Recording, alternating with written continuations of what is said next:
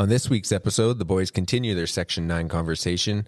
They go through the application, especially pertaining to some of the construction codes. They go through some materials, post-weld heat treatment requirements, and possibly some supplementary testing. If they have enough time, they're going to get through some Canadian Welding Bureau requirements and, of course, the welder qualifications. Let's go.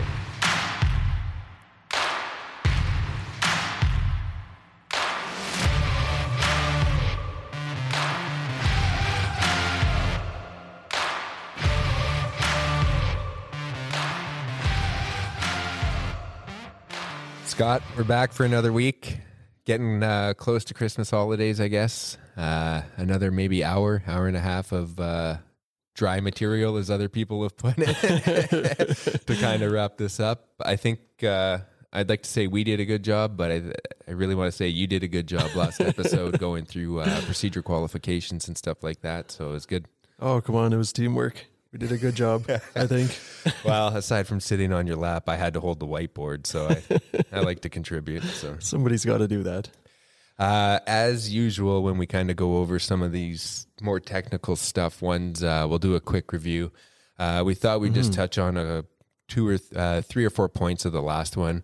Obviously, our variables. So we had our essential, non-essential, and supplementary. And I think the key thing to remember about those is that our supplementary essential variables only become essential when it's going to affect the toughness of the material.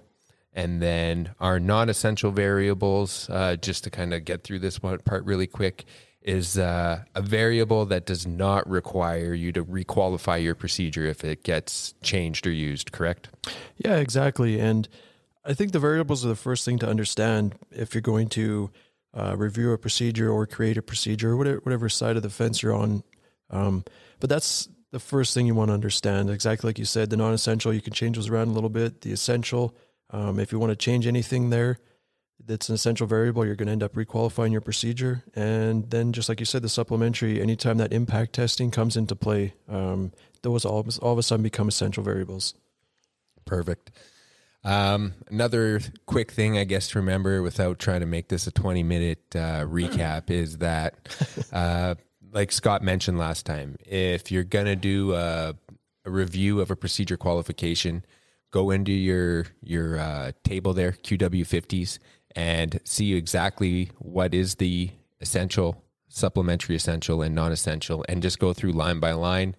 On the left-hand side of the page there, it even shows you exactly which paragraphs to go reference to see. So it's laid out pretty good, and once you start getting into it and go line by line, it should kind of just fall into place. Yeah, that's a great way to do it, and that's even a way I'll still do it if I've been out of it for a little while, is I'll print off, whatever applicable table. I think we used the 253, I believe it was, for our kind of example we did. But yeah, print it off, have it in front of you, have the electronic version of the code open, and go through it line by line, exactly that. Because with the electronic version, you can just hyperlink to the paragraph you're looking for, and it's usually going to give you your variable that you're after, or it's going to reference you to an additional table with a range of variables. And that's typically where that ends. You don't have to go searching around too much farther, and then just move down to your next line.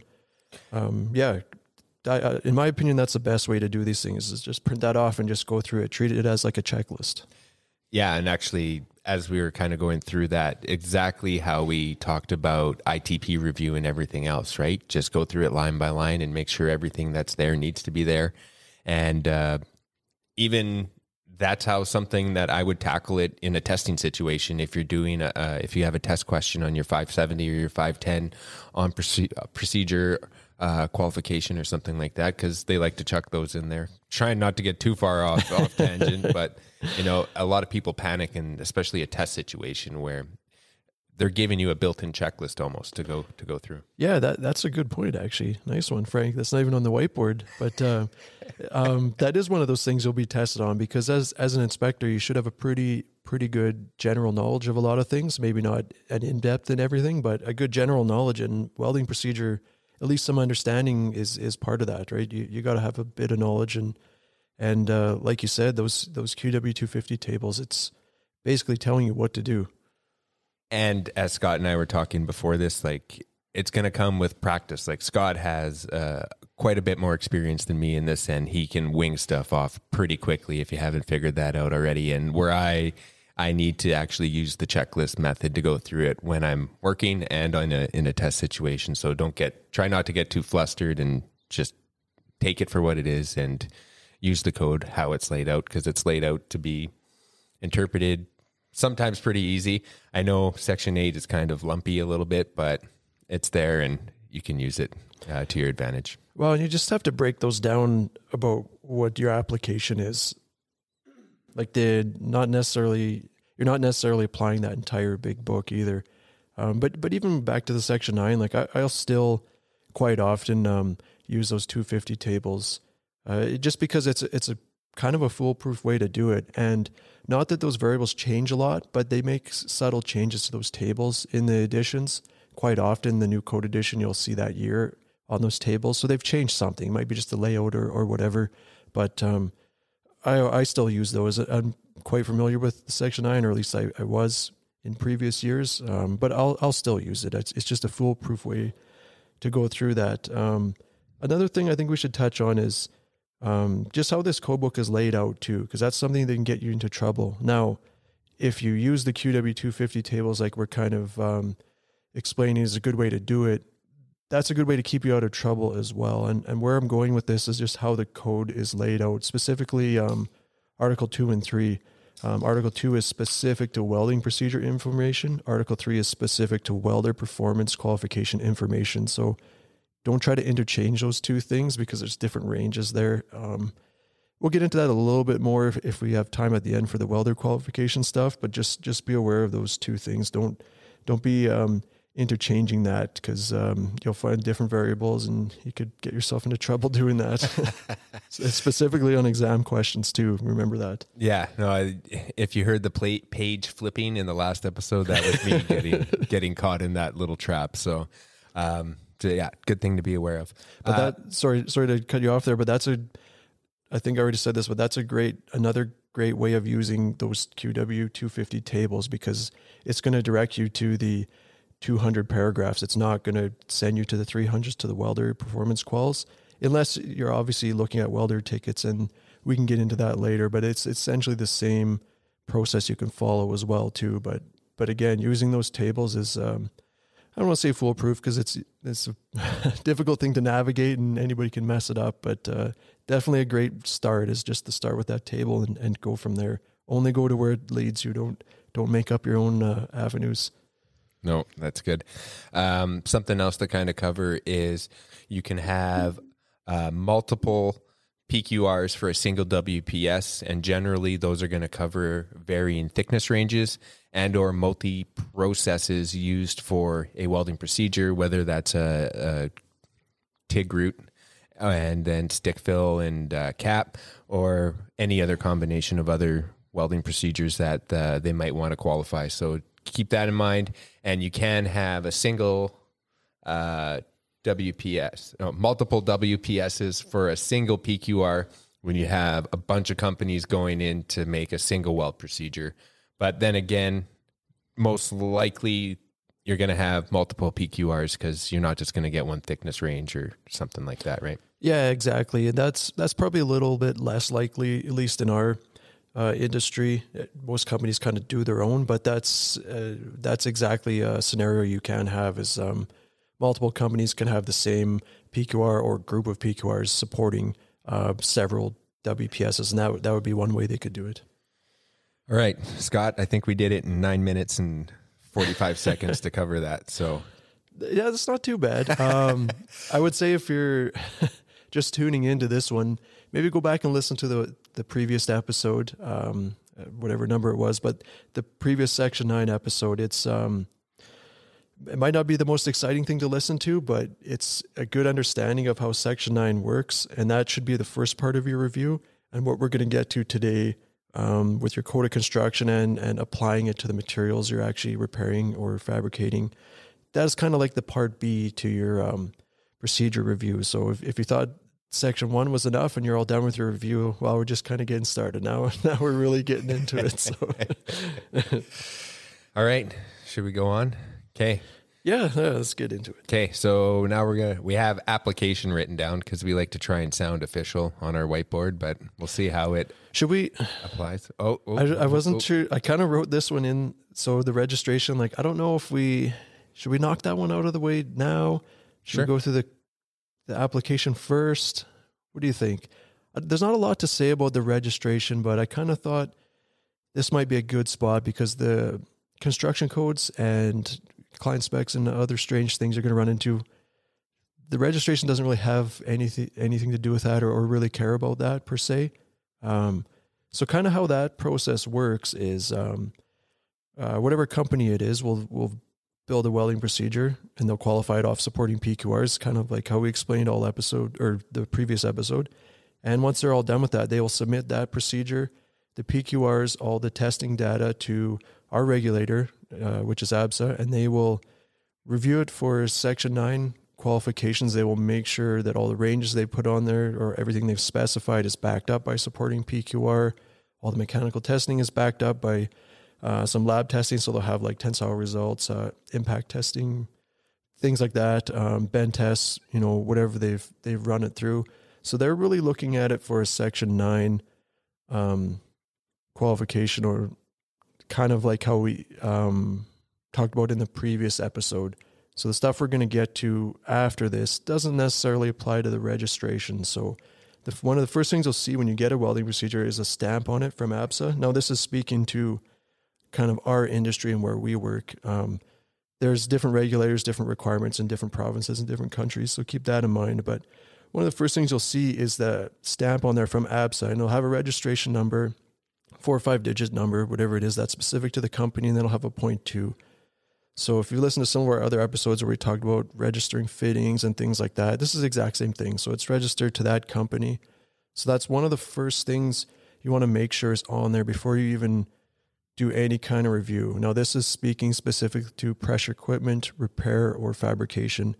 You want to make sure that that stamp's on there and it's registered with ABSA. If it's not, you already have a problem and you need to get that sorted out before you even bother doing any Section 9 review or anything like that. No, that's an Alberta specific requirement. If you have somebody fabricating stuff out of country, things like that, don't get too hung up on that because they're not likely going to have those registered. No, they won't. But the designs and stuff, I think, have to get registered, right? Exactly. Yeah. Okay. Without getting too much into that, I think we have some. There. I think we have some other ideas for down the road that will really dig into that. But just something to be aware of, something to make sure it's on there. It's going to be on the first page. It's going to be a nice big stamp. It'll have that .2 for Alberta. It'll have a signature on it. Make sure that's there. If it's not, like I said, you already got a problem, and you either need to get the updated copy from your repair contractor, or if they don't have it registered, not that it's a huge problem. If you haven't done any work yet, they can get it done. It's just time and money is all. Yeah. Actually, one thing that sparked that with the registration is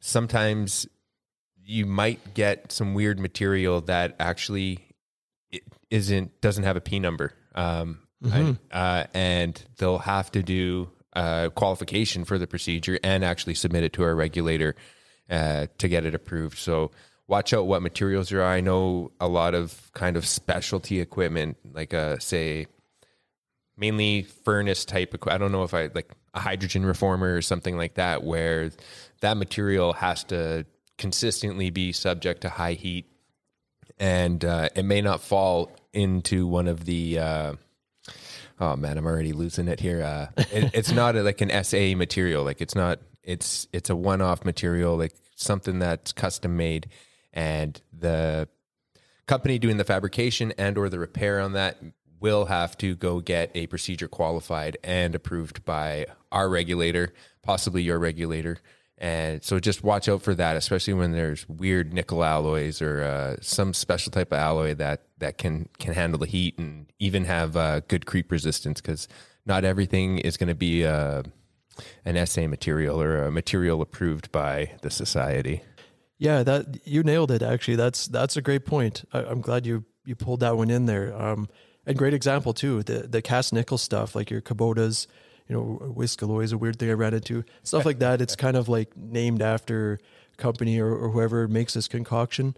And furnaces are the typical culprits of this stuff. And a lot of times when they get retubed in that too, they'll go to like some other flavor of cast nickel that's not an SA material. So there's not a problem with that. It's just you can't really bend the rules. There's not really any gray with that unregistered, unlisted stuff. Now, with the registration, every welding procedure is going to be registered independently of itself. So keep that in mind too. It's not the company being registered to have all their procedures registered. It's every single procedure has registered independently. And so like your P45 procedure is not going to cover you for your Capote or whatever strange cast nickel you have. So you're likely going to have to build, or you already have built, a material very specific to this specific nickel blend that you're trying to repair. And that will be registered independently. And that'll be a one-off procedure that a lot of times it will be used for that job, that repair, and maybe not even ever again. No, never again. Different contractor in next time, they'll have to go through the whole hoopla again, or maybe they won't get noticed and they'll use a procedure that's not technically registered properly. Just a lot of strange things happen in the industry. But yeah, that's a great point with the unlisted materials. Yeah, actually, unlisted materials is probably the correct way to kind of say that. So just watch out for that, because sometimes you will run into weird stuff like that. So yeah, and exactly what you said with the SA, like if it doesn't have an SA number, that just means that ASME hasn't adopted it. Doesn't mean there's anything wrong with it. It's just you're not going to find it in QW 422 because it doesn't have a P number and it's just unlisted. If it becomes common enough, they will adopt it and it'll find its way in there. As you notice over the editions of Section 9, that QW 422 table gets bigger and bigger. They're continually adding stuff to it. I don't want to get too deep into this though, but an A numbered material is like ASTM, and then SA is something that has been adopted by ASME, right? Exactly. Yeah, so watch out for that, because you will have A listed materials without the S in front of it, which still works, but just watch out what you're doing. I don't want to talk anymore on that. I feel like I've had my 15 seconds of fame on this. Well, and be careful with your construction codes with that stuff too, because if you're fabricating to an ASME code, you should be using SA adopted materials. So that's something maybe in our pressure vessel segment we'll get into. Maybe we even did with the piping mini series. We might have talked about that. I can't even remember now, but if getting a little off topic, that is something to consider. But getting back on topic, as far as P numbers and that go, if it isn't an SA designated, you won't find it in QW 422. Therefore, you won't find a P number, and you can't just use the next closest thing. That's not how that works. Okay, let's reel this in before. This is good. I like when we get off the rails a little bit.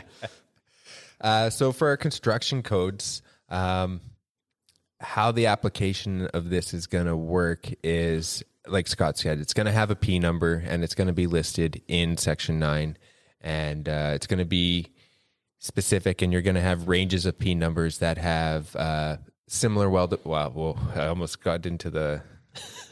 It's going to have similar characteristics. So, Scott, kick us off with... what is that? The glare on the board there is killing me.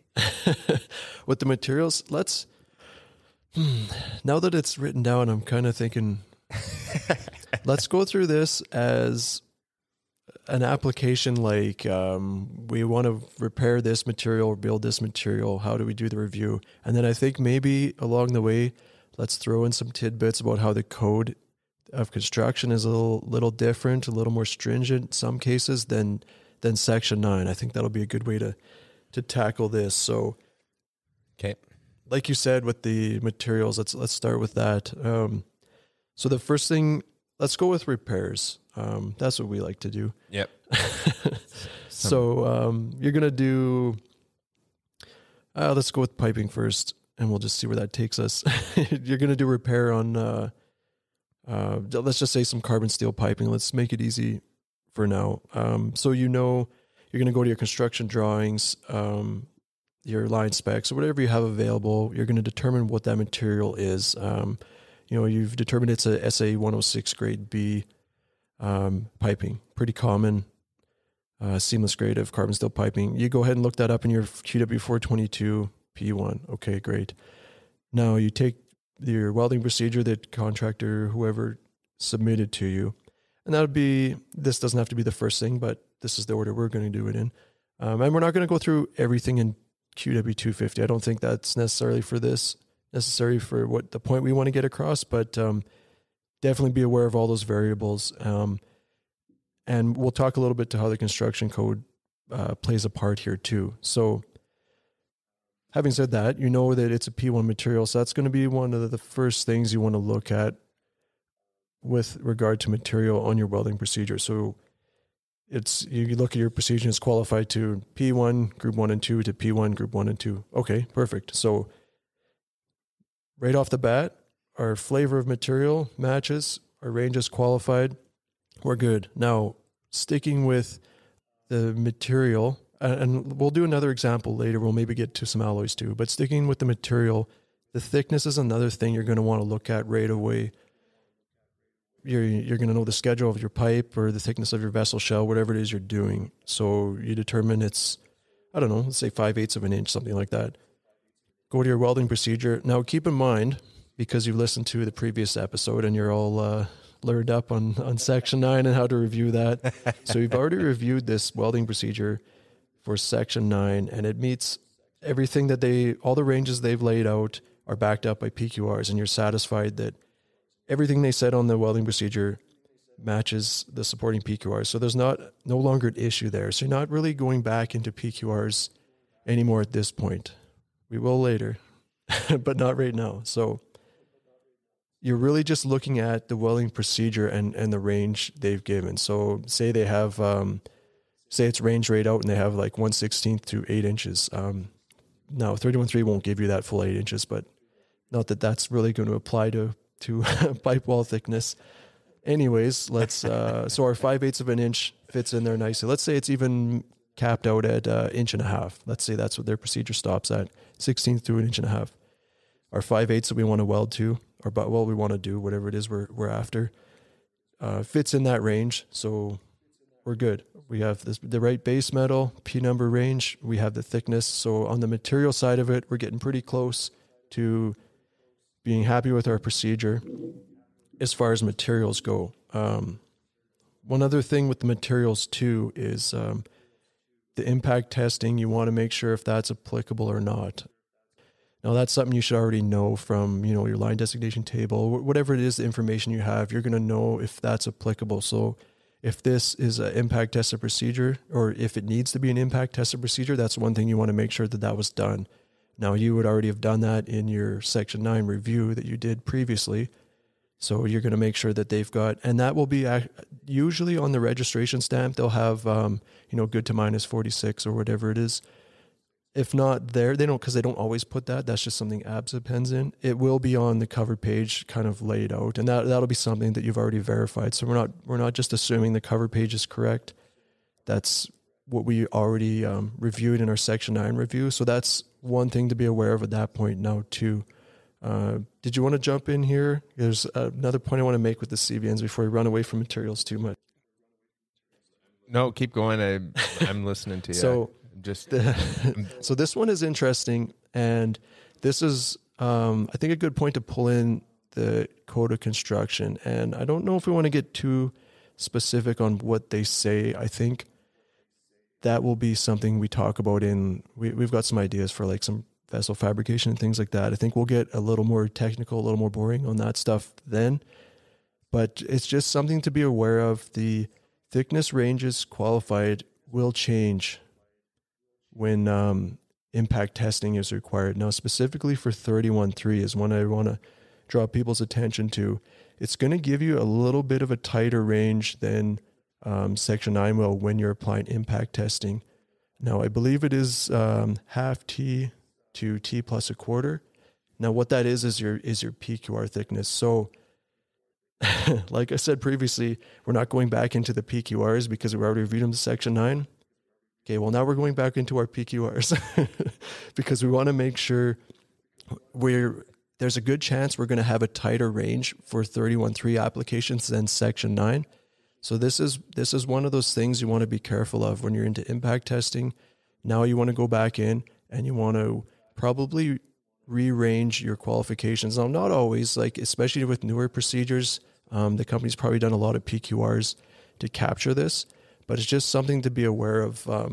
Just to give you an example, one of the jobs I've had years before was building welding procedures and then getting them approved by our clients so that we could do fabrication in our shop. And one of the things we would have to do is we'd build like a matrix for all the line specs and then all the welding procedures that were approved for them, essentially a P number situation without getting too much into it.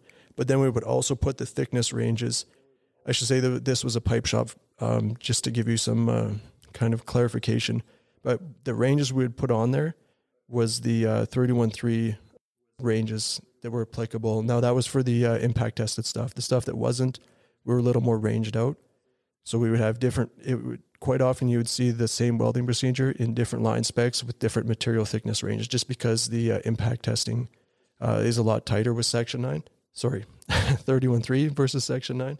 So just an interesting thing to be aware of.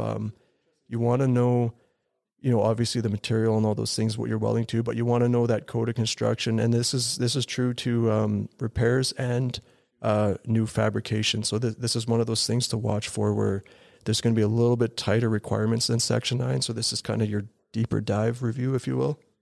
Yeah, no. And actually, in a lot of the weld procedures that I've actually reviewed, they've actually listed which codes that they comply with. So they will have Section 8, B31.3, B31.1.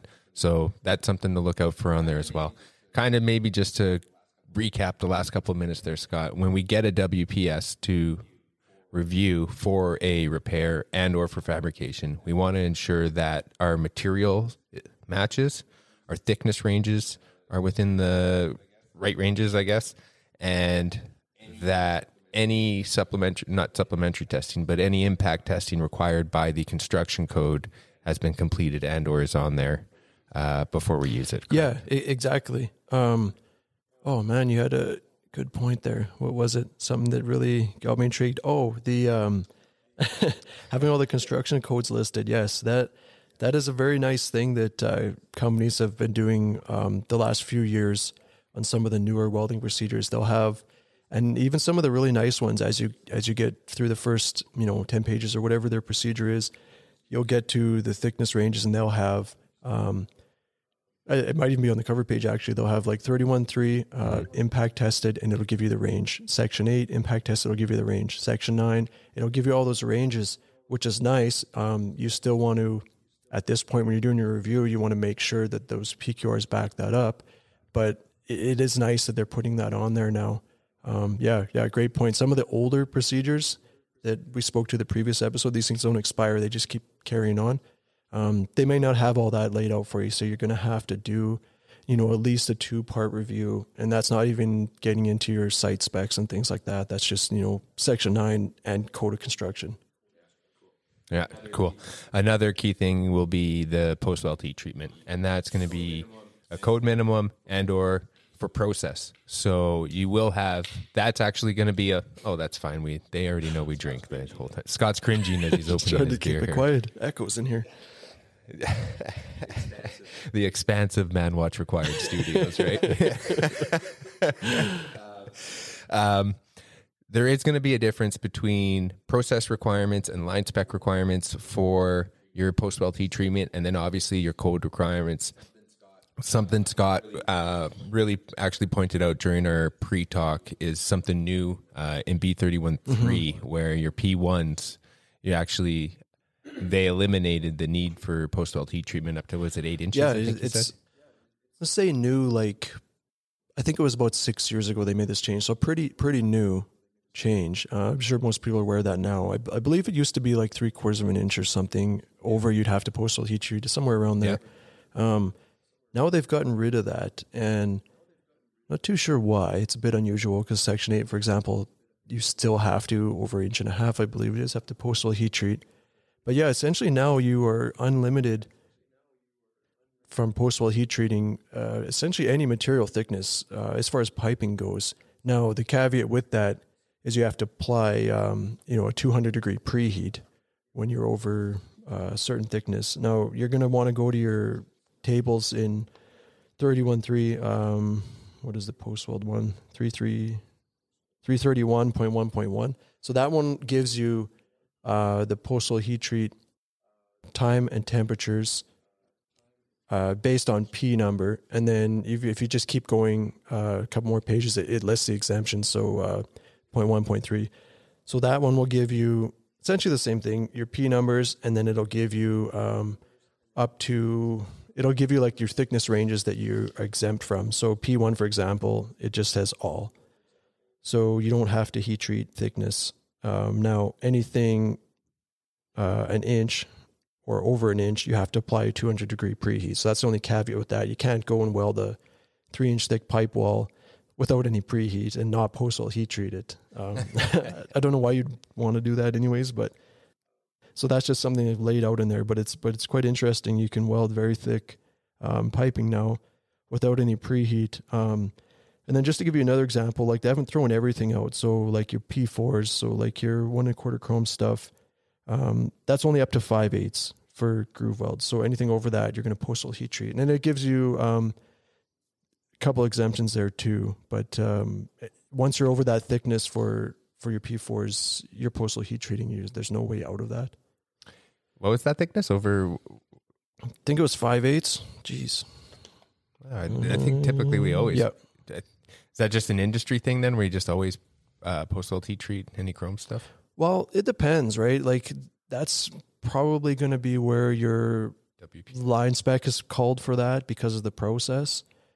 Now, it's not uncommon to do like socket welds and things like that, 1 1/4 chrome, and they don't see any post-weld heat treat, just a high preheat, right? Like 300, something like that. Yeah, no, yeah. A really common thing would be a chrome steam trap, right? Yeah, exactly. There's a good example right there. You're not going to post-weld heat treat that. You're likely going to do more damage by trying to achieve that. And it's not a code requirement, and it's steam, so there's no process concern there either. So no, cool. Just something to chuck in there because I feel like we like ripped through that section.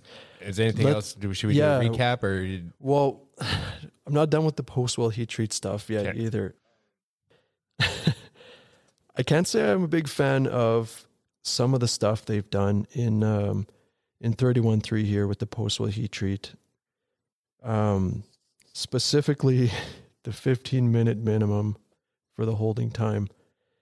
Now, I should say this is for, stuff up to 2 inches. So this is your lighter wall piping. We're talking piping now because we're in 31.3. Even for like a P5B, so like your 9 chromes and stuff like that, to be compliant with code, you only have to hold that at temperature for 15 minutes. If it's a light wall, let's say it's a standard wall or something like that. That's a very bizarre thing to me. You're going to have terrible hardness values if you do that. That is a code minimum, but that doesn't mean that's the minimum you should do. Keep in mind the WPS still outranks the code in this situation. Now, having said that, you got to be careful with some of the newer procedures because what these companies will do, and it's the right way to do it, they're gonna range these things out as much as they can. So they'll have, like what Frank said earlier, thickness ranges for different codes of construction. That's nice, but they're also gonna have their post-weld heat treat temperatures and time at temperature ranges. And what they're gonna have in there is 15 minutes as a minimum. And this is the point where if you're doing the review of the welding procedure, this is where you have to make the point that you still want that 2-hour minimum. And use your engineering judgment, talk with your materials engineers, whoever it is reviewing the procedures. But I've ran into this, not a lot, but even pretty recently where the repair contractor didn't quite understand the implication this would have. So they had put on their ITP postal heat treat, but they didn't specify time or temperature or anything like that. And whoever reviewed it just approved it and carried on. And they welded this material up. It was either like a 2 1/4, it might have been a 9 chrome, maybe it was a 5 or 9 chrome, it was something like that, I'm pretty sure. And I think it was just OLEDs, I believe. Maybe it was butt welds, I can't remember now. Anyways, we're doing postal heat treat regardless of what it was. But it was a chrome material, I should say, for sure. And they weren't too sure what to go with for a time at temperature, because they're looking at a new procedure that says 15 minutes minimum. And they didn't really have a lot of past history with this material. And, you know, the 2-hour minimum soak is pretty crucial. I would say still is to this material to achieve your hardness properties. So they went with like half an hour, I think it was, thinking, oh, that should be lots. It's double it's double what the minimum is. So they just went with that. And, you know, they're just giving a request to the heat treat contractor.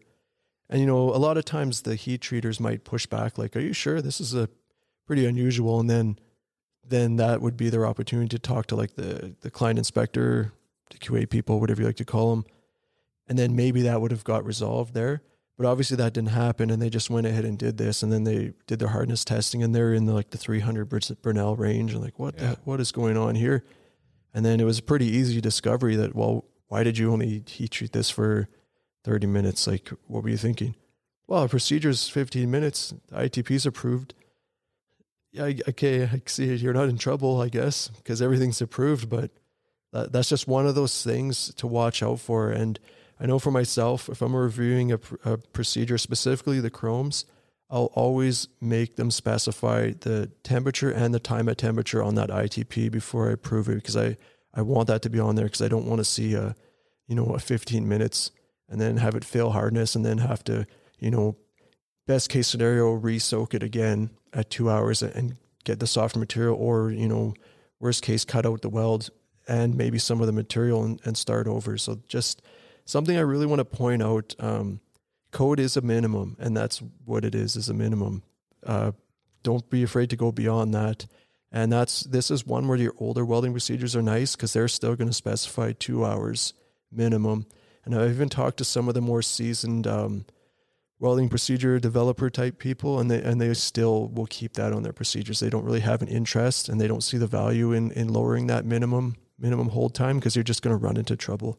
Yeah, and as the QA inspector, you do have that right to question it and obviously use your judgment on that. It sounds like in this situation, they kind of had an inkling something was a little bit weird, but once they went through the codes and everything else, it met the code requirements. And usually, like, well, if it meets the code, it's the way we're going to do it. But saying, a lot of people forget, like you just said, the code is minimum requirements, and you can always go above and beyond that. And usually your client specs are going to be above and beyond that, because of the history that they have with the processes and everything, that they know, okay, 15 minutes isn't going to be enough, especially with, and also the people developing the procedures or executing it. Even the heat treaters, like you said, like there's a long list of, like, I don't want to say red flags, but, yellow lights saying, like, should we do this? Are you sure? Are you sure? And yeah, we're not breaking any rules, so we can do it, but using your judgment is always going to be key, and always ask questions, right? Yeah. And in this example, like they technically didn't do anything wrong, and the procedure is qualified for up to, however long you want to hold that. The minimum being the more concerning one, the 15 minutes. But you have to have like a couple unexperienced people in a couple different disciplines to all kind of line up for something like that to go through. I've know even for myself doing odd postal heat treat request with good heat treaters, I'll always question it. And sometimes it's even a battle to get them to do it. It's like, no, I know this is strange, but this is what we need done. And so it's good that everybody has a bit of knowledge, or everybody should know what they're doing in their specific role. And one of those people is going to catch that. But just something I thought I'd point out, I don't like how they have that worded now. It's, as you can see from the example, can get you into trouble. Yeah, no, that's good. Anything else you want to touch on with the post-weld heat treat or anything else we have on there? We have, what's underneath that? I think we have supplementary testing with the client specs. Yeah, let's, what were we going to say about that? I think we already talked about, back to the P number again, we talked about the unlisted stuff. That was I think where I wanted to go a bit with that, but I think we already talked about that. One point with that, maybe we'll make a couple examples here. Let's start with the stainless steel. That's one I think everybody's pretty familiar with. And your welding procedure is going to be qualified for P8. So that's going to be like all your 300 grade stainless steels. Now, you may have a situation where, let's say you're welding like a 347, something that's in high heat application. And without going, well, I think we're going to have to go into the client specs a little bit here, and this will lead to the supplementary testing. Let's say your on-site spec says you have to have a specific Pqr that is 347 grade if it's operating at, over 500 degrees, some odd thing like that they have in there. Now, your welding procedure to be qualified to Section 9 and registered with our regulator doesn't have to have that requirement. So this is one of those things where it's going to depend, are you in a fabricating construction stage where you've got nothing but time and still budget remaining, where this is something you can add to a welding procedure to meet some qualifications? Or are you in a turnaround and this is maybe a repair you weren't anticipating? Because if you were, you would already hammered this out, and you don't have time to do another Pqr to meet the client specification. Now, you have a decision to make. Is there enough time and money to do another Pqr? Because you're looking at probably 2 weeks minimum if you're going to pay rush fees and stuff to get that done and get it added as an addenda to your procedure. Or do you just deviate from your specification and go with the procedure that the Code of Construction and the ASME Section 9 it is qualified to, those ranges allow, because it's all the same P number. So that's something you might run into too. Now, that's maybe not something you're going to make the call on per se as the inspector. That's something you're going to pull in the materials engineers and just see, do we need this? Is there time for this? It's just one of those things where it's another deep dive into the procedure review, if you will. I think we've both experienced both those situations where I've been working on a job where they have been able to kind of work around with a procedure they've already had and go with that. And then I've also worked on jobs where they've air freighted in pieces of plate to do a PQR, yep. Right? And it just happened to work out that the planners were good enough to plan the inspection of this piece of equipment extremely early on in the turnaround. I think it was like a 8 or 10 week long kind of outage. And we went into this piece of equipment right off the bat and found out that, it was messed up and it needed repairs. They didn't have the right welding procedures for it. So instead of trying to just mess about and use something that they already had, they air freighted in a chunk of plate. They did the qualification. They tested all the welders within that 2 or 3 week time frame. Mm-hmm. And, just in the nick of time, they had the welding procedure, qualified welders, and we fixed it, and it worked out, right? So it just depends, like Scott said, how much money's in the budget and how the actual company wants to do it. And if you got a QC guy worth his weight in salt, he's going to be able to definitely recommend welding procedures and or recommend that we do need to get a new welding procedure made for that. Yeah, and keep in mind too, these are not likely essential variables. So you don't have to go through that re-registration process per se, but you still have to do the PQR. You still have to go get it to a lab. You still have to get it tested. Then you have to do some sort of addenda to their welding procedure so that is now an additional supporting PQR that really doesn't do anything for you other than meet somebody's client spec. But again, it's time and money and availability, right? Especially if it's an odd material. For myself, I can think of one example where we were anticipating replacing a furnace tube, and it was like a 316 with like enhanced, moly or something like that, or maybe it's niobium or something, one of those fancy ones. And so it didn't make it a new P number per se, or an unlisted material for that matter. But there was a spec that went along with it that wanted very specific PQR testing done with that exact grade. Even, I believe, that same lot number of the material you're welding, which when you're doing, good luck when you're doing a repair, at least for the existing material, there's no way you'd know. But anyways, so we went ahead and did this. We had the time, so we did it. We had a couple guys tested on it at the same time. I think that was another requirement. Got that added in as an addenda. It was like a week or two. It happened pretty quick. And then we didn't end up doing the repair. We just went through all this to have it ready. So now this company has an additional PQR to a procedure that doesn't really do them any good. They can do one job really well. If somebody, some keener happens to do that same job again and comes across this and it's the same company doing the repair, then, well, they're good to go. No, that's good. I kind of want you to elaborate on the macro testing there that you have, because that's something that kind of flew over my head. So that was pretty neat. Okay. That's a good one too. We can maybe, let's throw like the cross-sectional hardness in with that too. Okay. Because I don't want to say they go hand in hand, but it's going to be like your sour service stuff that's going to be looking for this nonsense. So shouldn't say nonsense, but anyways, that's where you're probably going to run to that. So like, let's go with the hardness first, because probably everybody knows what that is.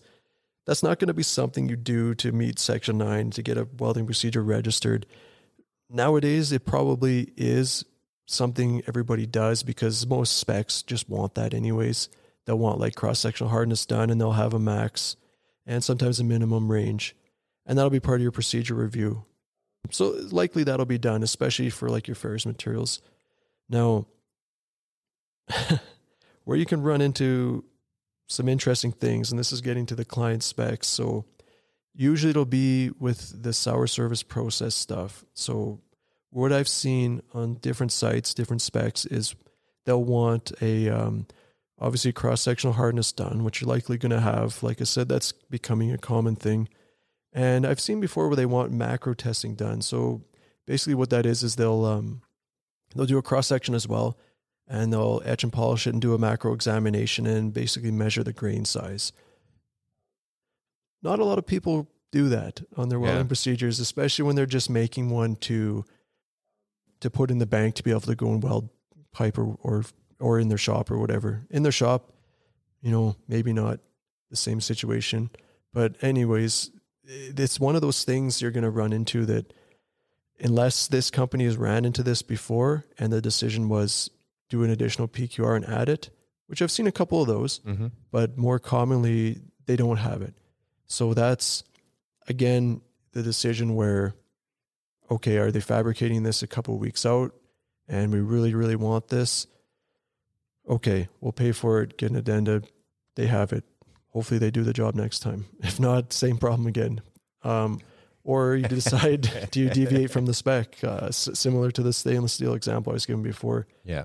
And a good way to, I guess, feel a little better about deviating it from the spec is if they have that cross-sectional hardness and all the hardness values are really good, nice, in a nice range that you want, below your max, 200 Bernal or whatever you're after. That can be one way of kind of satisfying that, all right, maybe we don't need the macro. And it's probably going to be a more of a time constraint type of thing where you're going to deviate from this. But that's one of those kind of oddball supplementary testing things you might run into. And again, that's going to be a client spec thing. Code's not going to look for that. Code doesn't even care about hardness testing anymore. They've gotten rid of that. Yeah. So that's going to be your on-site stuff that kind of drags you down into that. And you're going to have to decide what to do. Because more than likely, specifically with the macro, you're probably not going to have it. Nope. Okay. Thank you for that, Scott. That was something we were talking about before that was interesting to me, but Scott had the capability to kind of explain it there. So yeah, it's not something that you'll never see. Some companies do have it, and it's, like I said, likely from getting pulled into a job where the client kind of made them do it and paid for it. Yeah. But yeah, more often than not, it's something you won't see. Alrighty. Jeez. I think we're doing pretty good, but we're also, I hope you guys are enjoying it so far. I think this is a pretty decent for I think the speed, it feels like we're going pretty fast here, hey? I know the last episode that we did, it was just like a blur when we both walked out of here, and like after we listened to it, it was like, it wasn't half bad, actually. Yeah. I thought that we were like 15 minutes in that last one when you cued the music and cut me off. Didn't know it was an hour and a half. They don't know about that. We edited it out. So, oh man. So, something else that we wanted to touch on. It looks like we have a little bit of time here still. So, the Canadian Welding Bureau, CWB. Hold on. I'm backpedaling now. Before we get into those crazy people, you'll see what we mean by that if you don't already know. Should we talk about the consumables a little bit? I know we have it written on there. I don't remember saying anything about that. I think we danced around it a little bit. There's a lot to say about this, but maybe we can not say too much about it. It's I like to use let's use a couple examples. Let's go back to the stainless one again. So like your P8, so that's going to be all your 300. So your procedure is going to be pretty wide open as well, as it should be. It's going to be, 3XX. So all the 300 consumables, which is fine. Now let's pretend you don't have a weird client spec that's telling you to use a specific consumable. So what you can do is take this procedure with the 3XX, and you can have your repair contractor specify maybe on their ITP, maybe they stamp their drawings with the consumable they're going to use. However they get that across, there's got to be some sort of communication to the shop or the welder in the field or whoever's doing the work, so they know what to use. They can't just put 3XX and let the guy go find something that starts with a 3. Yeah. So be careful of that. That's something you want to have specified. If you're welding a 316 material, you want to match that with a 316 consumable. If you're using some old spec that used to be a cool thing a few years ago, 316 with the higher moly content with the 2.5, which you never see anymore, you might want to pair that with a 317. For example, 317 you want to pair it with 317. 321 you want to put like a 347 with it. Yep. Just things like that. 304 you're going to weld with a 308. So there's not always an exact grade match between base metal and consumable as far as designation. Chemistry wise, they're pretty much a match. So you want to really know what you're pairing and what consumable you want there, and you definitely want that specified on there somewhere. It won't be on the procedure because it's going to be ranged out like we said, but you want that on the ITP, a weld stamp, something like that. Yeah. And actually following up with that, kind of looping back to the supplementary testing, you will want to do some ferrite testing on that as well. And I think each different grade of stainless should have a different kind of ferrite range. They're going to be fairly similar, but each one, and it might be client spec or I'm drawing a blank on the API. There's an API recommended practice for that. Yeah, probably 582. Like yeah, I think that one. Steel. If you don't know a lot about this and you're not comfortable making the decision, first of all, don't. But second of all, go to your API 582. It's got a nice table in there that lays out. It's on the X, it's got 300 grades. On the Y, it's got 300 grades, and you just line them up, and then it gives you, 1 to maybe 3 choices. If it's the same material, it's like you're going to give you one choice. But if it's a bimetal, like even let's say 304 to 316 or something like that, it's going to give you a couple choices that will be compatible. Now, that's chemistry compatible, because mechanically compatible, you could weld the 30. Let's go with the higher alloy, like 347. You could weld that with a 308, and it's going to rip apart and be perfectly strong. But your process is going to eat that up. It's not going to be able to handle the heat. So that's where this becomes important. Mm-hmm. So it's not so much a Section 9 requirement, because it's going to be plenty strong. Yeah. It's just not going to be as chemical or heat resistant as the base metal. And you definitely want that to match. Otherwise, you're going to be doing that repair again pretty quickly. No, you're right. It's not a Section 9 requirement. It is going to be kind of like a client spec thing, but something to be aware of, because you do want to check for that. Yeah. Are we good? We're going to go on to the crazy people now? Yeah. I think that's good. I don't know if we need to go too much more into that. That's just yeah, it's something to be cognizant of. Yeah, and that's definitely where, if you're feeling uncomfortable about this, you definitely want your corrosion materials people helping you out with this for sure. don't just approve the 3XX. Don't approve the P5B procedure with a 15-minute soak time. Things like that are perfectly acceptable to code, but are going to cause you grief for sure. Not that the welders don't know. They're probably more than capable themselves of matching the consumable, at least the good professional welders, but that's not the intent to leave it up to them. You definitely want that spelled out of what consumable you want. Another thing on this topic is H grade is something to be careful of too. So that's like high carbon content. So typically in your higher heats, so you may have, let's just use the 347 again, because typically that's high heat application. You may have like an H grade material where it has that high carbon content. So what is it now? 0.04 to 0.08, I believe, is the high. Under 0.02 is the low. And then there's that middle range. That sounds about right. So a lot of times the consumable, especially now with the TIG wire, doesn't specify the H. So you've got to actually look at the MTR and make sure it is that H grade. So that's why they put those into the turnover packages. That's what those are there for, yeah. So another thing to be careful of, the 347, just with the regular carbon content, might not be what you're looking for if you're looking for that H grade. Just something to watch out for. Another one of those things. Cool. So for our CWB, there's also, Weld Procedure Qualifications, and they do it a little bit differently. It's kind of like a data sheet, similar to something you'd see, I guess, but it's typically a single page, Scott, usually. Yeah, it's kind of unusual, but I mean, they like to be different. So in the previous episode, we talked about joint design, and I believe that's one of the first things in the QW250 table. Mm-hmm. And the fact that it's non-essential and you can basically use any, let's say, engineered joint design. You're not going to slap two pieces of 1-inch plate together without any prep on it and weld it. Obviously, it's going to be beveled or something. Yeah. So any engineered joint design you can use. And that's why, page 2 or 3 or whatever of your welding procedure is going to have a page full of different joint designs.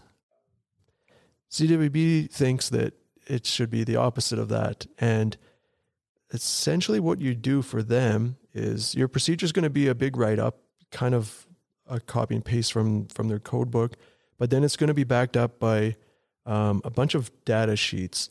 And there's going to be one for every specific joint type and position to some extent.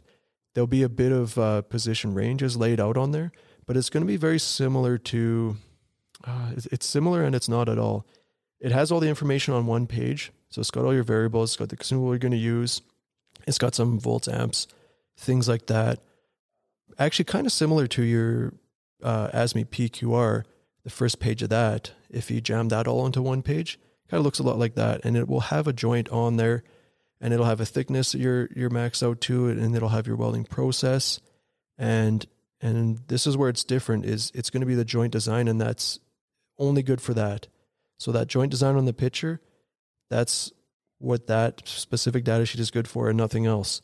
So if you have another joint design, say you're going from square bevel to double bevel, that's going to be another data sheet.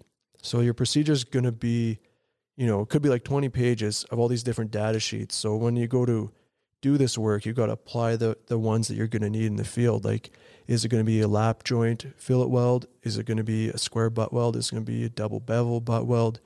All these different variations, you're going to have a different data sheet for that. And if you don't, you're not qualified to do that. Yeah, the welder has to be qualified to each one of those joint designs as well, right? That's what you're getting at? Well, the welder qualification is a little different for that too. Maybe we're getting close to that anyways, but we'll pull that in a little bit in our welder qualification section. But it's very much the opposite of the section 9, whereas think of your joint design as an essential variable. Maybe that's an easy way to put it. That's actually that was coming out of my mouth. Yeah, no, that's perfect. Yeah, it is. And whatever work you're doing in the field, you got to know the joint design and the thickness and a few other variables, obviously too, of what you're going to do there. And then you want to make sure that the contractor has a specific data sheet for that. And if they submit their entire procedure number 1, 2, 3, whatever they have there, it may have like 20 data sheets, and you just got to go through and make sure it has the one that applies. If it's a good contractor that's done the job a lot, they're just going to give you the one or two that, here, these are the ones, these are the data sheets that's going to apply. And it's similar to our regulator, how I should say ABS, our pressure equipment regulator, how it goes to CWB and they kind of registered, if you will, too. They put their stamp on it and it gets certified as like a Div 1 or Div 2. No, that's if you have in-house engineering or not, is all that's about. But it'll have a professional engineer stamp on it and it'll have their stamp too. And that's, I don't know. I don't want to talk too much more about the CWB one. Neither do I. Much. But I do have a question, actually. How does AWS do it? Do they just stick it with their own standards? Like, I've never, like, how would you know how AWS does it? I'm not too sure if they have a similar process where you submit to them, because they do have those standard welding procedures. Now, I'm pretty sure those are only for testing and not construction, but. No, we're talking to a totally different country here, so I don't want to. Yeah, no, I was just curious if that was too much vast knowledge of the Scott. So, but I would think they have their thumb on it a little bit, probably similar to CWB. They seem very similar, those two companies, the way they handle things. So yeah, I wouldn't be surprised if they have some sort of involvement. Otherwise, there's a lot of revenue missed out there. No, for sure. And any Americans that have accidentally clicked on this podcast and have accidentally listened an hour deep, hit us up and let us know, because that'd be actually something pretty interesting to talk about, or even, hey, maybe we'll have you on as a guest. So yeah, or maybe if we come across a somewhat related topic down the road, and if we think of it, we'll research it a bit and maybe speak to it. But again, it's not, this is a different country altogether, so it's not something we really have to dabble with too much. But, no, for sure. It's just kind of curious to see how the American Welding Society handles it as opposed to the Canadian Welding Bureau. Yeah, as far as that like structural whatnot stuff, yeah. I always envision the two being like South Park, right? So, probably pretty accurate. Yeah. All right, Scott, I think we're doing pretty good still. So if you're still with us, we appreciate it. You want to jump into Welder Qualification? Yeah, I mean, you can't bake a cake without a baker, so. No, that's true. They're not going to bake themselves. Maybe one thing we missed on actually the Weld Procedure review for our quote-unquote repair or use was electrodes on there, like electrode size. Right?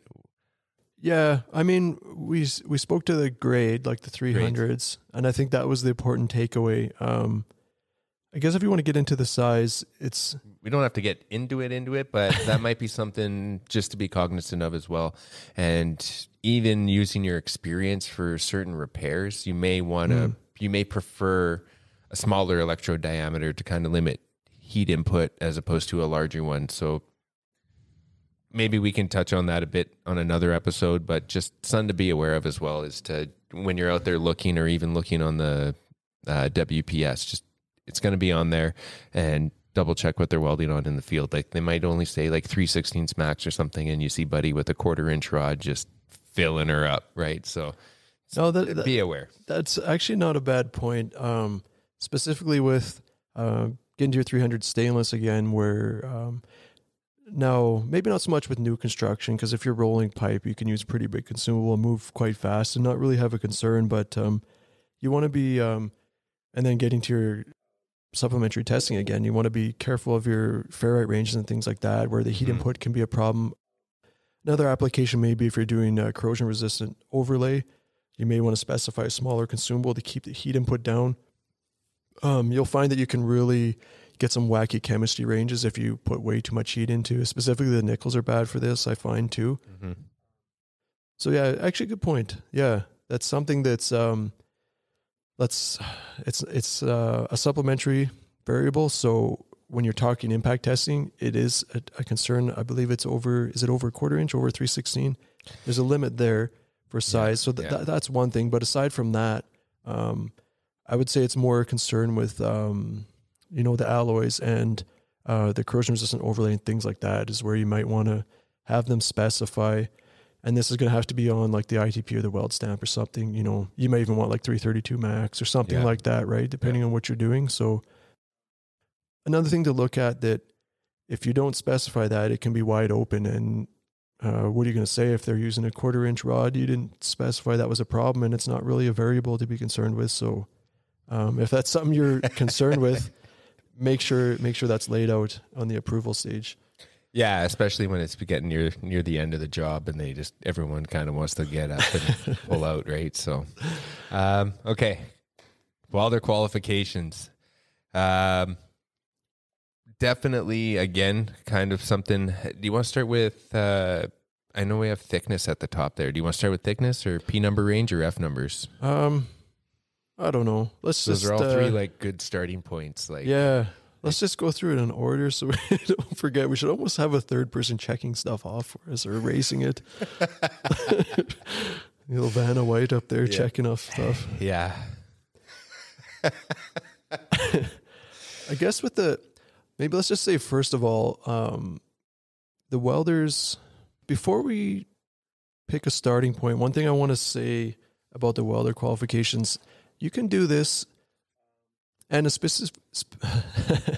specifically, if you're not real comfortable, not real versed in it yet, you should do it similar to how we did our Section 9 review in Part 1 of this, where we went to our QW 250 and just kind of went through it line by line, went back to the paragraph, the essential paragraph it kicks you to, and then any charts with variable ranges.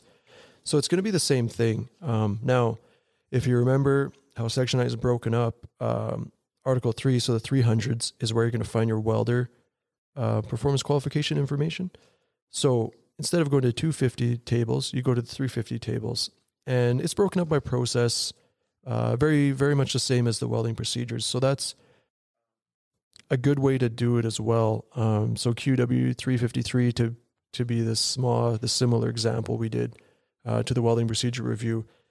Now, I don't know if we want to go through this line by line. I think maybe we can, whatever. Yeah, there's not that many, but yeah, I want to cover the things I wrote down there anyways. It's probably all the lines. It might even be more. Anyways, you can do it much the same. Go through it line by line. Those are all essential variables. So it's not, one big difference is they don't have it chopped up into non-essential, essential, and supplementary. There's really no such thing as that. It's, they're all essential variables. If they're not listed there. Mm-hmm. Another thing to consider is hard surfacing overlay has its own table, corrosion resistant overlay. There's just a couple different things you have to do with testing there. I don't know if we need to get into those too much. Let's just start off with some of the things we have written down here. So thickness, what I wanted to say about that is, with welders, you can get them to a max thickness. And the thickness range is going to be, it's going to kick you to a paragraph, and then it's going to kick you to the table that gives you the welder thickness ranges. And it's going to be, the welder's going to be qualified for 2T, or if you're on a coupon that's, I believe it's over 1/2 inch, then you get max T. So what that means is they can weld any thickness, max T. Mm-hmm. Now, something that's important, an important point here is, this is something to watch for if you've got like, I don't know, a good example is like really thick pipe joint that's of some diameter that, or no, maybe even a smaller diameter is a better example. It's a big thickness, and say your welder is only qualified to 3/4 inch or something like that. They used a 3/8 wall piece of pipe to do their testing, and they didn't get max. And they're welding on something that's 1.5 inch. They're not qualified to weld that all out. They're only qualified to their thickness. Now, you could put another welder on top of that, and if those two add up to that thickness, you're good. If they don't, and they're still short, you can't take the first welder that did the bottom half and put him on the third layer to fill it up. Once he's qualified for that thickness range once, you don't stack another welder on top and he resets and starts over again. That's not how that works. Now, in reality, they can overlap each other. Like say they're 2 shifts. that's fine, but you got to make sure that their two thickness ranges are more than what they're welding. Clarify that. Does that make sense? They're two shifts. So say one day he can weld the max, and then he can come back and weld again the next day to his max. Say you got day and night shift. Let's use an example of something that's big diameter, big wall thickness. You're not going to finish it in one shift. You're not maybe not even in two shifts. So one guy's going to start. He's going to get done what he can. The night shift guy's going to carry on. Then the day shift guy's going to carry on again. You're overlapping them like how I said you can't do. But the thing to keep in mind here is the thickness range they're qualified for. So if those two guys, let's just make it easy. Say the pipe is 3/4 of an inch thick and they're each qualified for 1/2 inch. You're good because their thickness range is more than what they're welding. Okay, so what if it's 1 inch thick? Let's split it up into quarters then. Let's say it's 1.5 inches thick and they're each qualified for only 1/2 inch. You have to have 3. You can't just keep reset. It doesn't reset every time you overlap. You're still only for that 1/2 inch. No matter, it's not 1/2 inch. That's right. Then another guy's 1/2 inch, and then you start over at 0 and do another half. That's not how that works. It's total thickness. Even if it's a new shift, Scott. No, and that's actually pretty common. Like sometimes you might have, I've seen up to I think 4 different welders filling up one single joint because they were only qualified to a specific thickness, right? And that's also something to be aware of when you're reviewing your package and doing your package review is what are the welders qualified to? How thick did they actually weld? And that's on as QC and reviewing the QC work that they have to document thoroughly. Like, okay, pass 1, pass 2, pass 3 is welder, blah, blah, blah, welder, blah, blah, blah, welder, blah, blah, blah. And just be cognizant of that. That is perfectly fine. There's nothing wrong with that. And it's actually quite common. So I just thought we'd kind of go through that. Yeah. Yeah. Just big takeaway there is their thickness doesn't reset. It's a one shot for that specific joint. Yeah. Now some of the, I don't know if the better companies, shouldn't say that, but testing wise, people that do their own testing, they'll use like the 625 wall coupons. And that's, we should say, your buy process. So you're doing like 60-10, 70-18 or TIG root 70-18, something like that. So that's going to give you your max because you're going to put the root in there. That'll be your 1/8 of an inch. So you're qualified for 2 times. So you got a 1/4 inch of that TIG or whatever you put in. And then you did the other 1/2 inch with the stick, most likely, which will give you your max. So then they're going to have a ticket that says 1/4 inch TIG max stick in this example. So that you don't even have to worry about. You can just have that one guy weld that by himself. So I think that's the point I want to make there. And I want to go out on a limb here and say this, other than maybe the super small diameter stuff when we get to that, this is probably the most common thing that people get wrong. If the welders aren't maxed out, you got to be careful of this. No, I think that's a good point, and then something that we do run into commonly in the field that might go over people's heads or get mixed up with. So yeah, I think we kind of explained it with a little bit of fuckery, kind of, but I think it was good. I think so. Or you'll this will be one of those things you'll find in the turnover review, and then if the repair company is fortunate enough to have examiners and an in-house program, all of a sudden that ticket might just show up that they forgot to put in the turnover package. It has a max T qualification. So that's a nice little bonus too. Yeah. That never happens. P number range. So kind of like your procedure qualification, they're going to be qualified for materials with similar weldability, right? And your P1, it's going to be typically P1 to P15. Was it P15F? Yeah, so something like that. So the big difference here is going to be the range. So your welding procedure, for the most part, is pretty specific to what you welded, other than a few caveats we explained previously. But your welders are going to have P1 to 15, 34, P1 to 15E, no F, is it? P1 to 15F, 34, and all the 40s, so all your nickel stuff. So really quite a range of things you're going to run into when you think about it. Like that's your carbon steel, all your low chromes, your stainless, you got some copper in there, you got all your nickels. So really not a lot of stuff you're not going to be qualified for. One example I can think of is maybe like titanium. Is that one in the 70s, I believe, 72, something like that?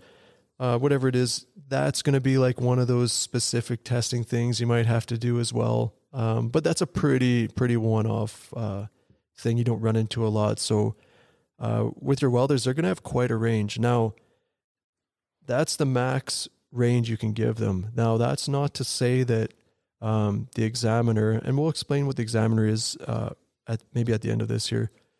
That's not to say the examiner can't limit that range. They can if they want to. If you test on 106B carbon steel test coupon, he can limit you to P1 and nothing else. That's super inconvenient for that welder in the field because now you can't weld chrome or anything similar, right? So that's just something to watch for. You don't want to assume the max range was given. And I would say a lot of times the 40s aren't on there. Now you're probably thinking, okay, what? A welder does one test and he can weld anything. Now, where you'll get limited with things is all the other variables come into play. So your F numbers, for example. So we talked about being qualified for all the 40, so P40X welding. Let's make a real simple example. 60, 10, 70, 18, that's a test they did. So they're qualified for P1 to 15, 34, 40s, F3, F4, max T, 1 inch and over diameters, max T, I think I said, ranged right out. Now, are you going to weld some nickel material? So let's go with like a P45. Say that's the repair you come across. That's what you need welded. Are you going to have a welding procedure that is 60-10 and 70-18 welding 2 P45 pieces of material together? I don't think so. If you do, let me know because I haven't seen that one and I'd like to see the test results. So that's kind of where where those ranges are going to complement each other, where something unusual isn't going to happen. So your welder's qualified on those P40 base materials. Yeah, sure. Because on a welder skill standpoint, the base material doesn't make any difference, at least for those P numbers, as far as ASME is concerned. Mm-hmm.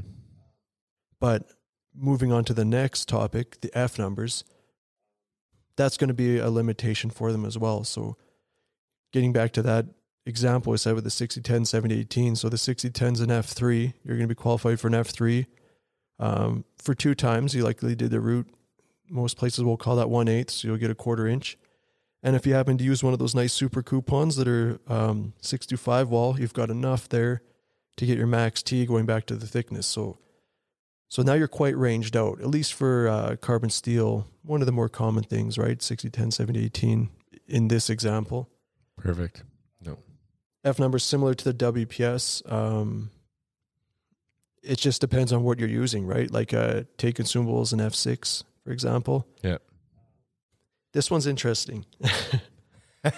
before we get off of F numbers. I like when you get that grin.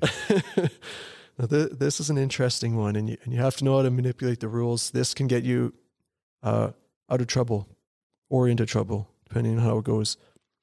So let's look at some Tig consumables. So like a 70S, 90S, ER316.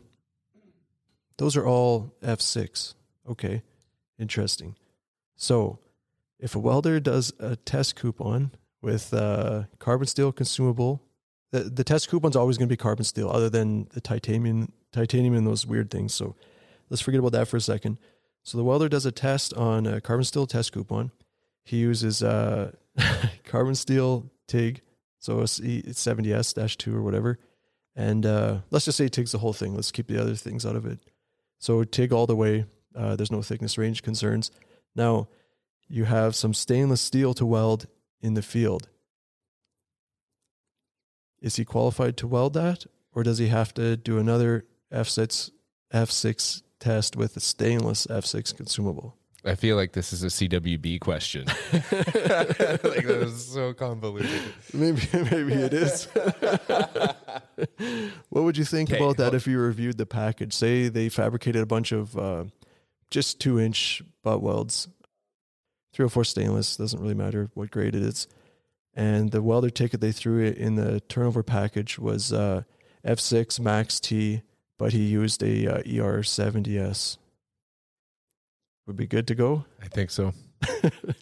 Yeah, so where the limitation is here is the backing gas. Yeah. So the backing gas, if you look in the 350 tables for the welders, is essential if you take it away.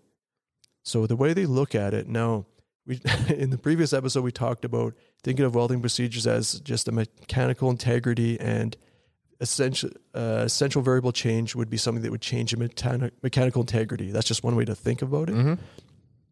The welders, you can think about it the same way too, but think about it as skill. So if you're going to change something that requires maybe a different skill set, that's going to be an essential variable change for the welder. Now, if you change the base material around and nothing else, does it require a different skill? Not really. The titanium and those weird things, but like for carbon steel, chrome, stainless, those type of things, it's not going to make any difference in the welder's skill. And that's kind of the way they look at it. So where I was going with this is the backing gas. So that is essential if you take it away. So if the welder tests on, I'll give you another example. If you test on, say, carbon steel still, but uses a stainless consumable with backing gas. So now he's qualified with F6 with backing gas, not with or without with. He has to have it. Now you have some carbon steel to weld in the field, and it's TIG route, no backing gas. Is he qualified for that? No. I'm going to go negative on that one. Exactly, because that's the essential variable you can't take away. You can add it, but you can't take away. So the way they look at that one is if you add the backing gas, it makes it easier to weld because it provides that little bit of support or whatever their reasoning is. If you welded with backing gas and you're taking it away, now that's a little bit of a different skill that they feel needs to be requalified. So, well, yeah, if you use a stainless consumable without backing gas, like especially TIG or something, it's going to mess up the weld pretty good, I think. Well, and that'll be, again, where your welding procedure would kind of dictate that too. Yeah. You're not going to, other than STT or some of these new technologies, not that that's a new technology, but it's coming along without backing gas, so we won't really get into that. But yeah, that'll be something dictated by your welding procedure. So to take advantage of the ranges you can qualify a welder on, if now the stainless steel stick consumable is a different F number, F5, so that throws a wrench into things too. But if it's all going to be like TIG welding, to get the best range, you would just want the guy to use a carbon steel, ER70S, weld out the coupon all the way, get the max thickness, get the F6 with or without backing gas, and then he's good for chrome, stainless steel, quite a number of things. Now, you're thinking, how about the Inconels? That's a different skill set altogether. Absolutely, exactly what I was thinking. Yeah, absolutely. But what F number is that? Right? That's not an F6 any longer. It's TIG, yes, but it's designated as an F40 something or other, right? Depending on what it is. So now when you do those tests, you're going to get qualified for F4X if you have a nice welding examiner that doesn't limit it to like 43 or what they use. So that'd be like your Manels, your Inconels, those type of things. Some grades of Hastelloys. Those are all the 40s. So all in ASME's mind, the same skill set. So you do a test on one of those, you're good for that family of nickels, if you want to look at it that way. It's a convoluted way, but kind of clear way to put it. So, makes sense, Scott. Geez. I had something you caught. I was going to say something there. Completely, like usual, drew a blank on it, but it made sense. Like I was following along, and I'm happy I just was following along, I guess. No, everything makes sense. Like there is going to be some variables that will, especially like the backing gas for stainless and stuff like that. But obviously, you're not going to use a backing gas. Would you use a backing gas ever on a carbon steel TIG route? Well, you would, but it wouldn't be. It wouldn't be like a procedure or qualification requirement. One reason I can think of is if you're welding something that has a draft. So say you're like way up high on a tower or something, some overhead line where it's creating quite a chimney, because say you're replacing the piping, it's creating a chimney and you got in a draft. That might be something that helps you. Sometimes with like the older material, that can help to, it's not something you would be out qualified. You wouldn't run out of range for that because you'd be qualified with the carbon steel, which gives you the with or without. So your welder would be fine for that. Cool. And like sticking with that, the 9 chrome, like a lot of people think the 9 chrome is like its own kind of test and it's this difficult thing to weld, but it's so difficult that ASME's designated it the same F number that, you can just do a carbon steel test, 70S, 7018, and you're good to weld 9 chrome because you're talking F6, F4. There's no change there. Yeah. Your procedure is going to be different now. You're going to have set up dams, backing gas, preheat, all that good stuff. But on a skills standpoint, there's no change there. So you're good to go. Still mixing all the ingredients. Yep. Right? Yeah. Making batter. So we got that. I think the next thing on our little list here is welder expiry or qualification expiry, I guess I should say. And burn through positions and diameter. Okay. No, you're right. I did. I was just kind of looking there. I don't think we got to say too much about those other than pretty standard. Yeah, like I think maybe just point out the difference. The welding procedure we talked about, you can just use a piece of plate in the flat position. You're good for everything. Now this is where the welder side of it puts it all together. If the welder does that same piece of plate, he's only good to weld in the flat as well. So. No, that is a good point. Like even though it is pretty standard, but yeah, like you do have your 1G, 2G, 3G. Yeah. Where actually I kind of get mixed up is like on when you start getting into the pipe, they like skip numbers, right? And that gets all. Oh no! What do you mean skip numbers? They skip numbers. If you look in section 9, for sure, it goes like there's a 1G, 2G, 4G. There's a 5G and a 6G, right? 6G obviously covers all of them, right? And that's what's the one you do want to qualify to if you're a welder, but yeah, to get it all in one shot. Yeah. So the 5G is just. It almost covers all of them too, other than the horizontal. So your 5G is your pipe in the horizontal plane. So you're starting at the bottom, welding to the top. So you're essentially getting your 4 covered, starting at the bottom, then your 3 coming up the middle, and then your 1. So the only thing it doesn't cover is 2, the horizontal. So that's where they've cooked up this putting it on a 45-degree business.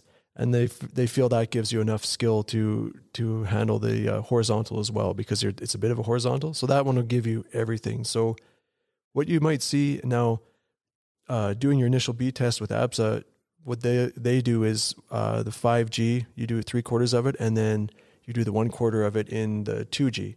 So it's the same thing as doing the 6G. It's just a little more messing around. yeah. You could also do it with like 2 coupons as well. You could do 1 5G, 1 2G, weld them both out, do all the testing to them, and then get a max range. It's just a little bit more effort there. No, okay. Well, that makes sense. Max range for position, I should say, not everything necessarily. Yeah. I don't know what else to touch on except for like maybe if you're in an examiner or in an API kind of test situation, your position variance can't be more than 15 degrees off whatever whatever angle or position that they're going to be testing to. So that's something kind of to keep in mind. I get like, yeah, it's a good point. And that'd be more for like the test application. Once the welder's qualified, all position really doesn't matter.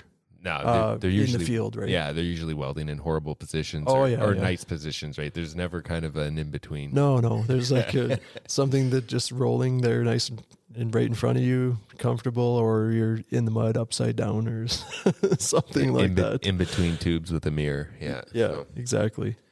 Okay, so we got our positions now. Our diameter. I thought we kind of covered our diameter when you were talking about like 3/8, or we were just talking about thicknesses there. I think we were just talking about that was just thickness. I think what you might be thinking of is I said, with the exception of maybe small diameters, thickness is probably the one that gets missed or messed up the most. Not that it happens a lot, but that's probably the most common. So one thing about the diameters I want to say is, so when you do like your test with ABSA, it's usually on a 6-inch skid 80 or whatever it is they use. Now that'll only give you to, what is it, 3.5, I want to say. So essentially 3-inch pipe and up.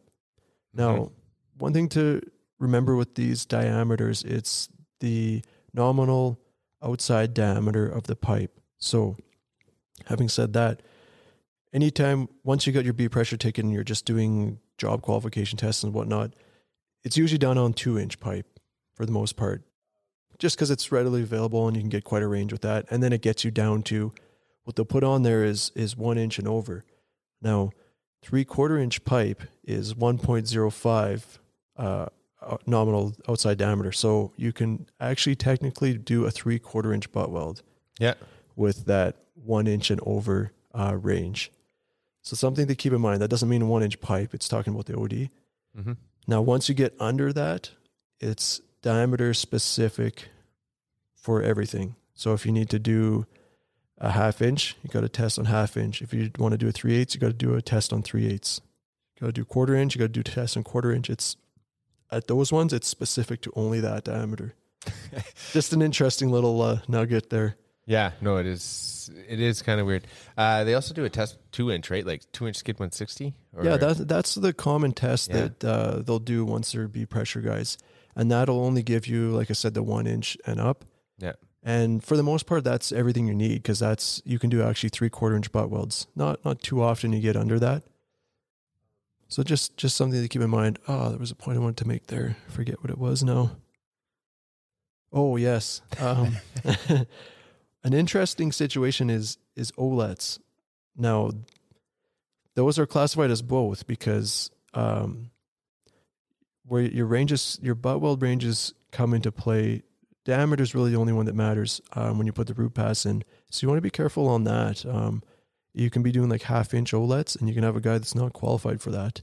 It doesn't become a fillet weld until the root passes in, and then they start the fill. So that's just a good point. Yeah, little tidbit there. Just keep in mind, if you're doing 1/2 inch OLEDs, you might want to look at your welders, what they're qualified to, because they probably aren't qualified to that.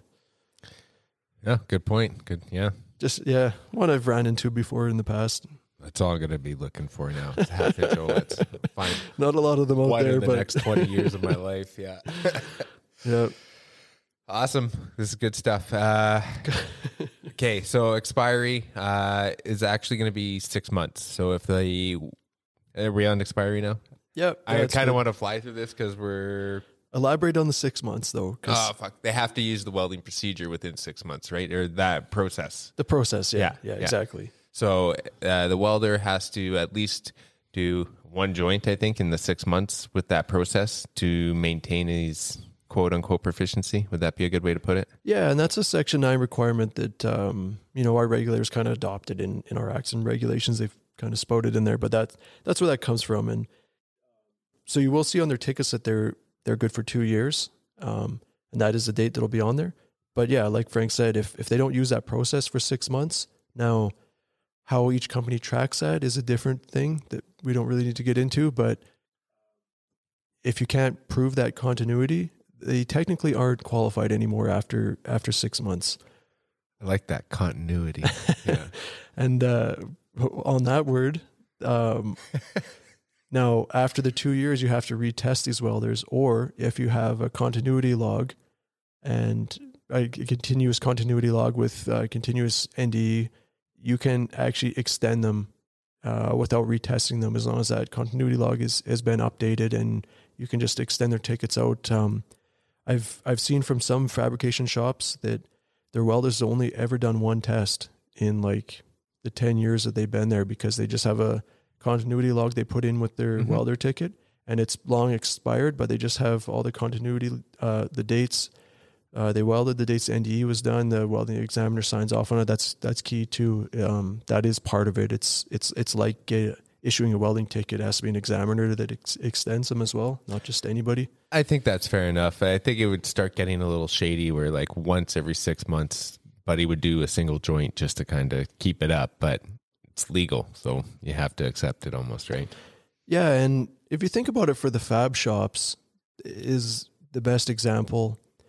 Why would you make a guy do a qualification test in 2 years when he's been welding 100 inches a day for the last 2 years in the flat in various positions, getting x-rayed every night.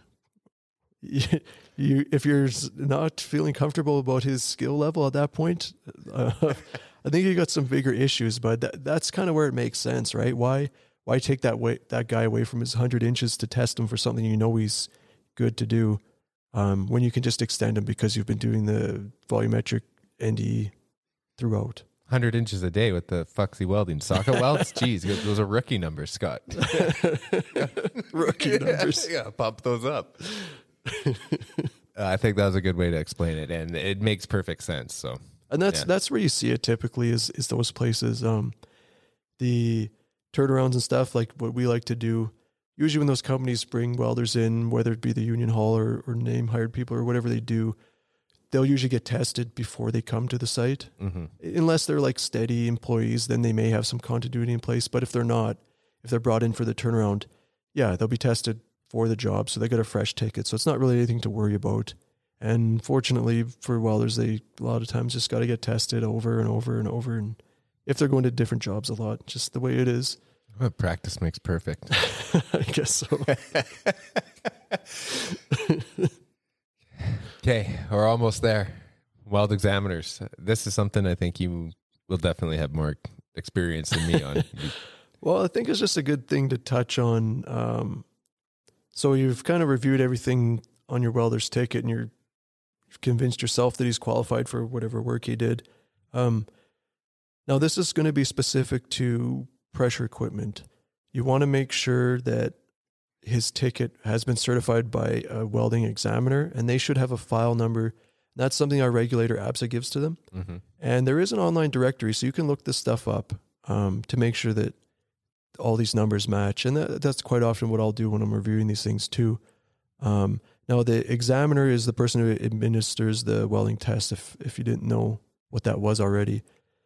Now, they're essentially, so how it works, we'll just do this real quickly, but the welder will go to ABSA, get tested for their initial bead pressure, and then after that, they'll be tested by either a test facility or a company that has their own in-house program.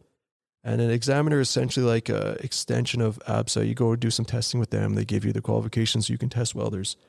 It's kind of how that works. So you want to make sure their name and registration file number is on there, and the welder is also going to have a W number as well. And they will get that once they get their B pressure ticket. And that there's also a directory for that as well. So you can look both those numbers up and make sure that it's the name that's next to the number that's on the ticket. So you can verify both those people. Yeah, fraud happens for sure. Mm-hmm. B pressure though, I don't know if that's just like an Alberta specific kind of designation. It definitely is. That's an ABSA thing for sure. B pressure is actually welders who are qualified to weld on pressure containing components. So exactly, you can be a welder in air quotes and not have your B pressure ticket, but anybody welding on piping or vessels or any type of pressure retaining equipment will have a B pressure designation, or a ticket with their B pressure designation on it. Yeah, in Alberta, once you get your journeyman welder's ticket, you're essentially allowed to become a welder after that. Like you can go do your B pressure ticket. It's not, no, I shouldn't say that. You can go do ironworking and different things like that as a journeyman welder. But speaking to the pressure equipment industry, you're not really a welder until you've gotten that B pressure ticket, and then it allows you to weld on that stuff. So it's just an additional step that our regulators put in place. Actually, that's where your CWB stuff would actually kind of come in for your structural and stuff, other stuff like that, right? Yeah. And if you don't have any of those, you're welding electrical brackets. and on the point of the CWB testing, it's, let's say it's the same in the way that it's a weld test you do and it's good for 2 years. There's not really a continuity per se with that. But the big difference with that one is companies aren't allowed to have their own in-house testing program or examiners. You have to always go to CWB or the various test facilities that they go to, monthly or weekly or whatever it is. So you're always going to them every 2 years to get your cert renewed. Whereas ABSA has allowed people to get their welding examiner qualification and get their own in-house program. Now, it's two separate things, similar to getting like your own AQP and that. Mm-hmm. You have to get your welder testing program qualified as well. And that'll have a registration number independent of the AQP. And that allows you to do in-house testing, and then you have to have your qualified examiner, and his ticket expires every 2 years as well, too. Yeah, no, that's a really good point. So, cool. I think, did we manage to do Section 9 in about 3 hours total? I think so, yeah. With a little bit of Canadian CWB spice sprinkled into there. Yeah, well, we kind of have to, right? Because there's a lot of things we do here that other jurisdictions don't. So there's just a bit more to talk about.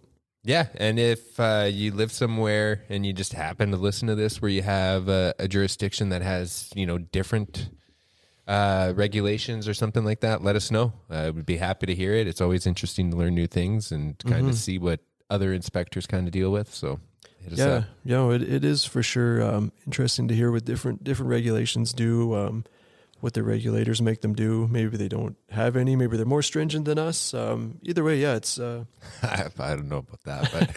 It's probably about as bad as it gets here. But yeah, it's always cool to hear what other people are going through too and how their process works.